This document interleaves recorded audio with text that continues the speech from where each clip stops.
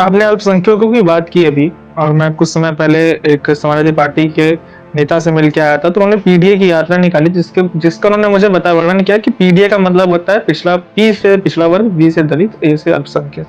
और उनका कहना ये है कि सिर्फ जातिगत जनगणना करा दी जाए और चुनाव कराया जाए, क्योंकि जातिगत जनगणना नहीं हो रही है। जातिवाद भी कर रही है बीजेपी, और सिर्फ समान जो बड़े वर्ग, ऊंचे वर्ग के लोग हैं, जैसे कि पंडित हो गए, ब्राह्मण हो गए, उनको आगे बढ़ने को दे रही है। जो पिछले वर्ग के लोग हैं उनको नहीं बढ़ावा दे रही है, ना राजनीतिक तौर पे, ना योजनाओं में, और ना ही किसी सरकारी नौकरी में। इस पे आपका क्या टिप्पणी है? देखिए, उनका जो पीडीए है वो तो समझ से परे है। कारण है कि अगर जब पीडीए की बात करते हैं तो उनकी पार्टी के जो विधायक हैं पल्लवी पटेल जी, उन्होंने उस पीडीए का विरोध करके उनके जो राज्यसभा के चुनाव थे उसमें वोट नहीं किया। तमाम लोग उनके पीडीए से विरोध करके उनको वोट नहीं किए। और अगर पीडीए के इतने ही समर्थन में थे पिछड़े वर्ग के, तो जब नेता विरोधी दल बनने की बात आई तो उन्होंने पंडित को बनाया, श्री माता प्रसाद पांडे जी को। तो अगर वो पिछड़े वर्ग के, तो पी से पंडित माना जाए या पिछड़े वर्ग क्या पिछड़ा माना जाए। और जहां तक अल्पसंख्यकों की और दलितों की जो बात है, तो उन्होंने कभी भी, मुझे नहीं लगता कि उन्होंने आगे बढ़ाने का प्रयास किया हो। उनके ऊपर जो आरोप है, निश्चित रूप से दंगा फसाद वाली पार्टी, तो दंगा कराने का काम करते हैं, जातिवाद बढ़ाने का काम करते हैं, लाइन आर्डर उनके में फेल हो जाता है, तो न्याय करने का नहीं प्रयास करते हैं। इसीलिए जनता आक्रोशित होती है और जनता उनके खिलाफ सड़कों पर उतरती है।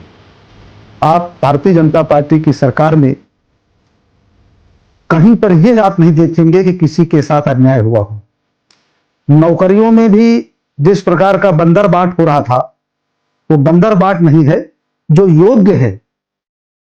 मैं एक बहुत छोटे से गांव में रहने वाला व्यक्ति हूं और मेरी जानकारी में 4 लड़के पासी समाज के डाक विभाग में इसी वर्ष नौकरी पाए हैं। 1 साल हो गया लगभग। एक लड़का मेरे परिवार का सीएचसी बड़ा गांव मसौली में आयुर्वेद का डॉक्टर हुआ है। और जो भी लोग योग्य हैं उनको नौकरियां मिल रही हैं। कहीं कोई 1 रुपए की रिश्वतबाजी नहीं है। परीक्षा होती है, परीक्षा पास होंगे आपको नौकरी मिलेगी, परीक्षा आप पास नहीं होंगे तो नौकरी आपको नहीं मिलेगी। आम घास वाली बात नहीं है कि आप केवल फला जात के हैं तो आपको नौकरी मिलेगी, आप फला जात के नहीं तो नौकरी नहीं मिलेगी। यह आरोप मैं खंडन करता हूं और यह आरोप मैं सरासर, क्योंकि मेरे गांव में, जब मैंने अपने गांव की बात बताई तो मैं दुनिया की बात नहीं जानता हूं कि मैं इतना कोई नहीं ज्यादा हूं, लेकिन मेरे छोटे से गांव में काफी लोगों ने नौकरियां प्राप्त की हैं और जो किसी प्रकार का भेदभाव नहीं हुआ, ना उनको कोई पैसा देना पड़ा। परीक्षा की बात की आपने, नौकरी की बात की आपने, ठीक है। और जैसा आपने बताया मुझे, रही बात परीक्षा की, तो अभी हाल ही में काफी केसेस ऐसे हुए जिसमें पेपर्स लीक हो गए। कट ऑफ ऐसा गया है कि लोगों को शर्म आ रही है कट ऑफ देखने के बाद। सरकार के ऊपर काफी ऐसे दबाव बन रहे हैं, जैसे अभी नीट यूजी का कट ऑफ -40 निकल गया है। परीक्षा में एसएससी के पेपर लीक हो जा रहे हैं, नीट के पेपर लीक हो जा रहे हैं, उस पर सरकार चुप्पी साधे बैठी हुई है और मुद्दा सिर्फ उठा रही है बांग्लादेश। और हाँ, ये आरोप भी लग रहा है कि मुद्दा सिर्फ सरकार, जब ऐसे ऐसे मुद्दे सामने आते हैं तो सिर्फ सरकार बांग्लादेश और पाकिस्तान को लेकर आ जाती है। बिल्कुल ऐसा नहीं है। देखिए, पेपर लीक हुए हैं, ये मैं मानने को तैयार हूं और उनके खिलाफ पूरी सख्त कार्रवाई की जा रही है। वो जेल के सिक्चों के अंदर होंगे और काफी लोग अंदर हुए हैं। जहां तक आपने बांग्लादेश और पाकिस्तान की बात की है, तो बांग्लादेश से काफी संख्या में घुसपैठी है इस देश के अंदर, आसाम में और पश्चिम बंगाल में और तमाम अन्य प्रदेशों में भी। हमारे संसाधनों पर कब्जा करते हैं, हमारे यहां असुरक्षा की भावना पैदा करते हैं। इसलिए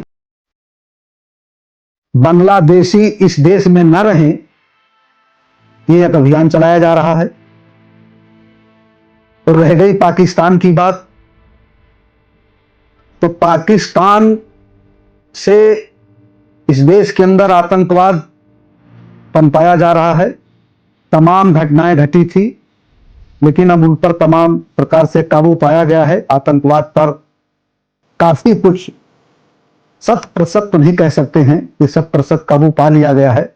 घटनाएं बीच कुछ हो जाती हैं, लेकिन फिर भी आतंकवाद की घटनाओं में कमी आई है। और अब अगर आतंकवाद वो कहीं भी करेंगे तो उसे हम युद्ध मानेंगे। और इस बार भी ऑपरेशन सिंदूर जो चलाया गया, तो चला करके उनको मुंहतोड़ जवाब दिया गया। हमारी देश के जवानों ने, देश के सैनिकों ने, और तमाम जो हमारे उपकरण हैं, मिसाइलें हैं, तो सटीक बिल्कुल उनको जवाब दिया है। और उनके नेता भी समान स्वीकार करते हैं। अभी काफी दिन पहले मैंने पढ़ा था कि आसिफ अली जरदारी साहब कह रहे थे कि हमको सेना ने कहा कि आप बंकर के अंदर चले जाओ, छुप जाओ। ये उनके नेता भी स्वीकार करते हैं। निश्चित रूप से ये पाकिस्तान और बांग्लादेश जो हमारे देश के लिए समस्या बनी हुई है, हम समय समय पर उनकी बात करते हैं। कोई ऐसा नहीं कि उसका हमारे समय प्रोपोगंडा करते हैं, लेकिन अगर वो हमारे यहाँ कुछ भी गलत करने का इरादा रखेंगे तो उनको मुंहतोड़ जवाब दिया जाएगा। और जहां तक रह गई बांग्लादेश के घुसपैठियों की, तो SIR के माध्यम से उनको भी निकालने का प्रयास धीरे धीरे किया जा रहा है। एकदम से सब चीजें नहीं हो पाएंगी, क्योंकि उसमें तमाम कठिनाइयां